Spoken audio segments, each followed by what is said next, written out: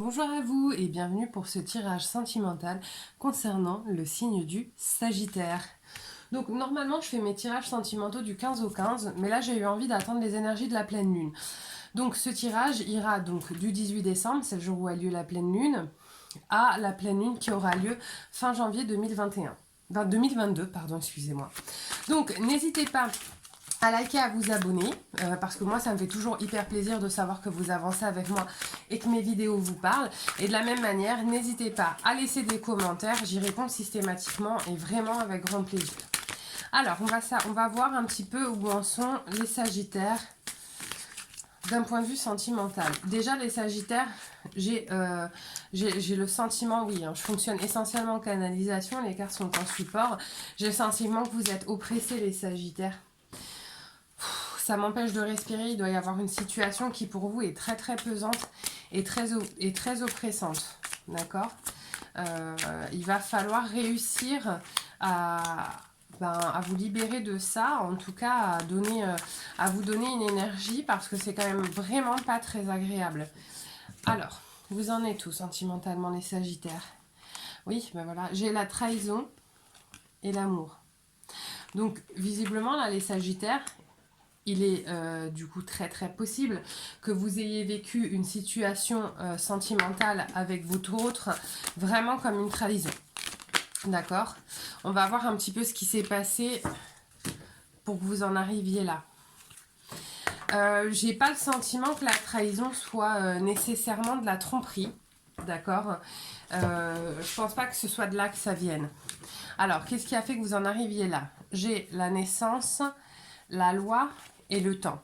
Visiblement, vous attendiez de votre autre un nouveau départ, en tout cas un renouveau sur une situation.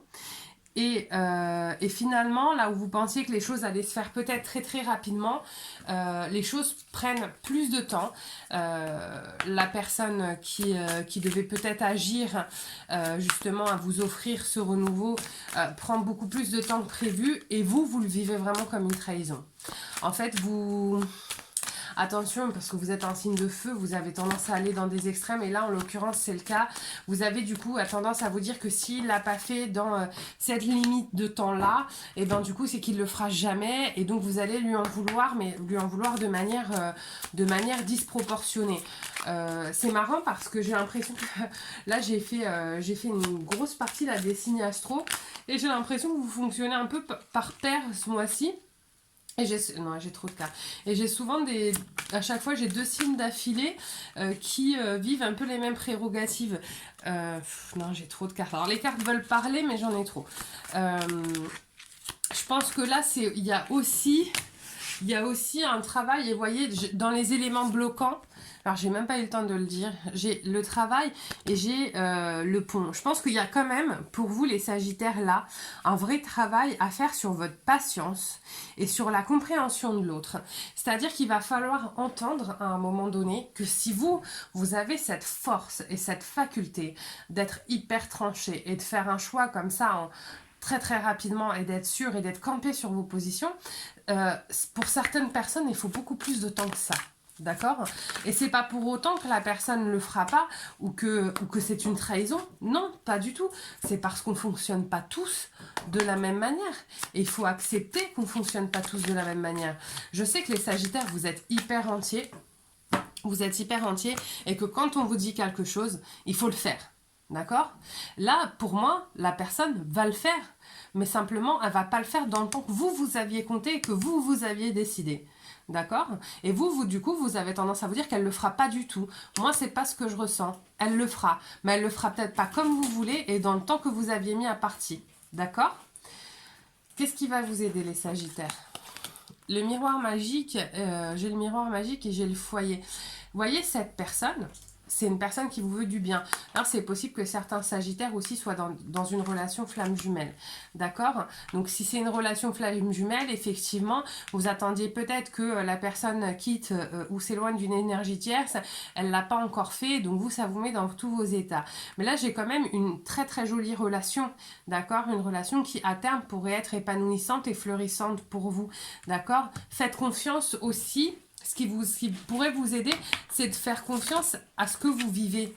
D'accord? Dans une relation, on ne vit pas les choses tout seul, d'accord?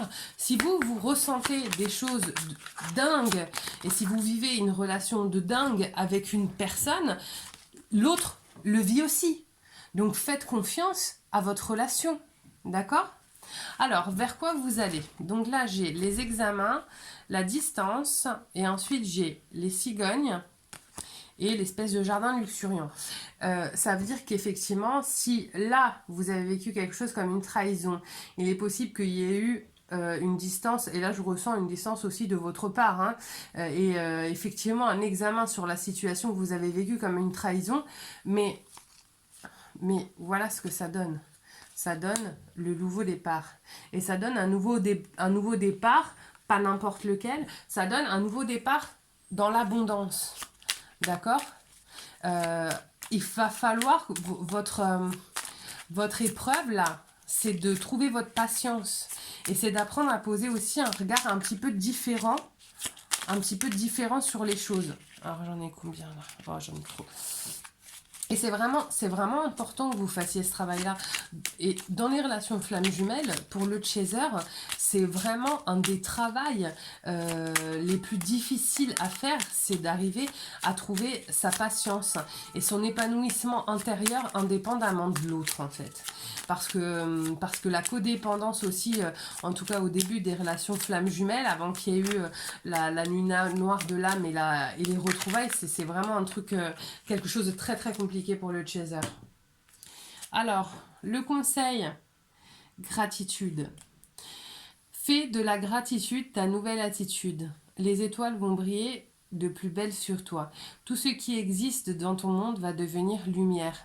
Oui, au lieu de regarder ce qui ne va pas. Remerciez vos petites étoiles, après chacun de ses croyances, hein. Mais voilà, l'univers, la source, appelez ça comme vous voulez, mais remerciez-les déjà de ce qu'on vous apporte. Parce que pouvoir vivre une belle relation, d'accord, c'est pas donné à tout le monde et ça n'arrive pas tous les 4 matins. Donc appréciez-la et faites confiance à votre relation aussi. Si vous vivez des choses fortes, l'autre les vit aussi. Simplement, on n'a pas tous le même caractère et on n'a pas tous la même manière de réagir aux choses. Et ça, il faut aussi l'accepter. On n'est pas tous des signes de feu, les sagittaires. Hein? Et ça, mine de rien, ça joue énormément. On réagit tous différemment. Acceptez-le. En tout cas, essayez de faire un travail pour entrer dans l'acceptation et un peu plus de patience, même si je me doute que ça doit vous énerver que je vous dise ça. Je sais que vous me comprendrez à un moment donné. Voilà, en tout cas, j'espère que ce tirage vous a plu. Encore une fois, n'hésitez pas à liker, à vous abonner, à laisser des commentaires. Et moi, je vous souhaite une très très belle journée. Au revoir.